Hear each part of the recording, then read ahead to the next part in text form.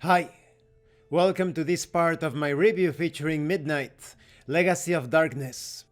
If you haven't seen the other parts of my review, featuring this setting for Dungeons & Dragons 5th edition, where evil rules supreme and being good is considered a sin, please check out the playlist in the description below.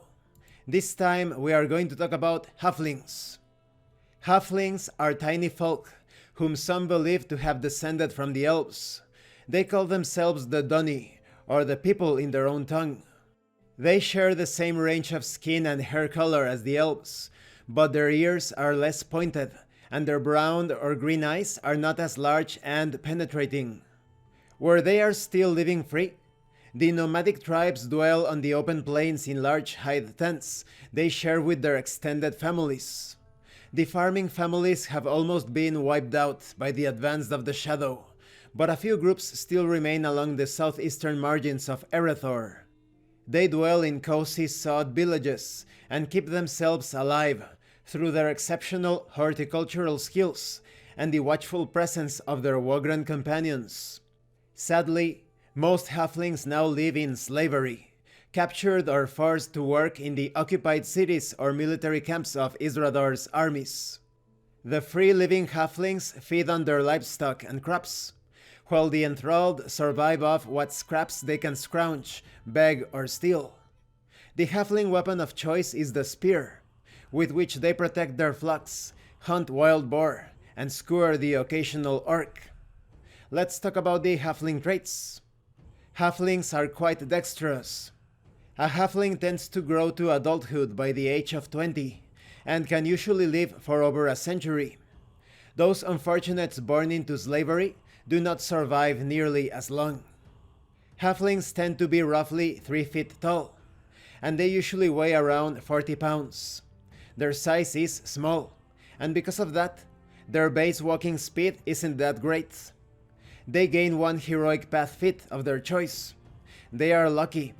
Their elven ancestry seems to manifest in an uncanny level of luck or skill.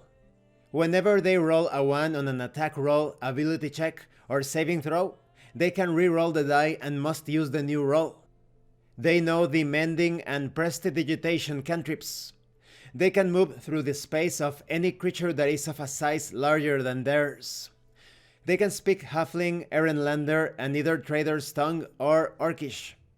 Over the past century, the culture of those halflings enslaved by the Shadow has markedly diverged from their nomadic kin. Therefore, you have 2 halfling upbringings.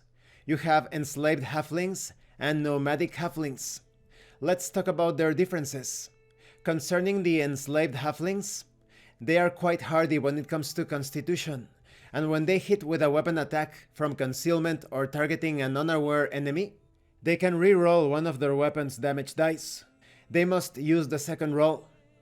The nomadic halfling is quite wise, and they have advantage on any checks that they make to persuade, control, or communicate with animals. And unlike the enslaved halfling, they can both read and write the halfling language. This concludes this part of the review. In the next part we are going to talk about the orcs. I think that the way that the halflings have been faring during this reign of Isrador is quite logical. So it's a very precarious situation for the halflings. If you want to roleplay as a halfling, you better stick close to your companions, because you're not pretending to be a lackey or crony of Isrador's forces. The Dark Ones will hurt you or even kill you if they have the chance. Thank you for watching this part of the review, and thank you for your likes and your comments.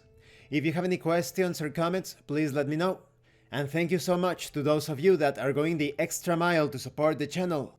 If anyone else wishes to further support the channel, the information on how to do that will be in the description below. Once again, thank you, and see you later.